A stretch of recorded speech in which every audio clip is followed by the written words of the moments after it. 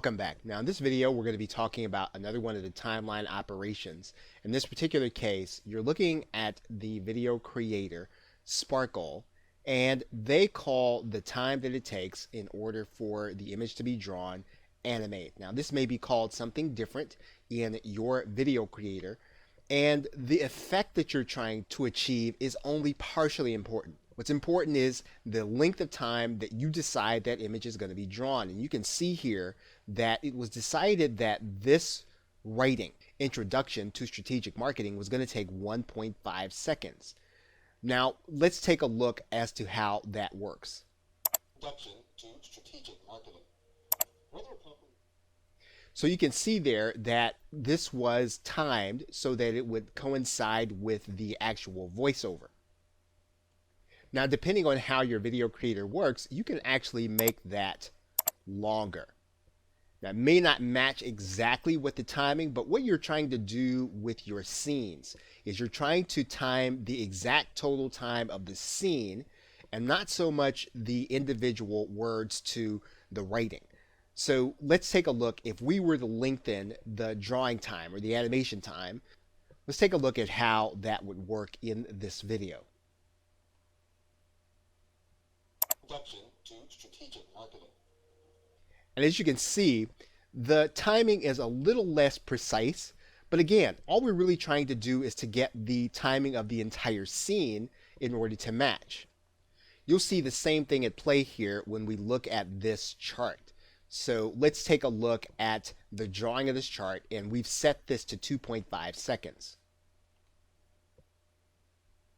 During difficult economic times, they must market strategically. That means... And once again, what we could do is we could shorten this. We could shorten this to 2 seconds or 1.5 seconds. And then we can take another look at this. Times, they must market strategically. So you can see that one of the elements that you have control of is the amount of time that it takes something to animate and finish its full effect. Now you're going to have lots of options inside of just about any video creator to do lots of different effects, but the most important thing is the timing, and that it occurs so that it makes your viewer focus not only on what's being said, but what they're looking at on the screen. What you want to be aware of when you're working with a timeline is that every change that you make is going to affect every scene that occurs after that. So if we lengthen this to 3.5 seconds, what that means is that these images are going to appear 1 second later. And so you're going to have to go back and make an adjustment here near the end, and it's fully possible to do that, but you want to make sure that you are looking at the entire timing of your entire scene as you go. So let's take a look at what we mean by that.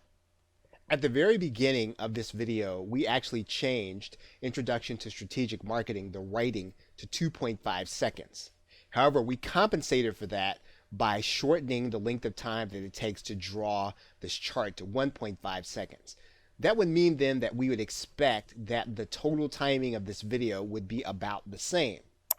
Now this function exists in Sparkle Video Scribe and exists in just about every other video creator, and that is that we can preview the entire scribe before we actually turn it into a video. And you're going to want to do this throughout your creation so that you'll understand and see the timing as it goes. Now we're not going to actually do this in this video, but you can actually do this at every stage as well as to play the individual scene elements. And you want to make sure that it's matching with the audio as you go. Now, in the next video, we're going to be talking about another timeline element that will help you to increase your accuracy in timing. With that, thanks, and I will see you in another video.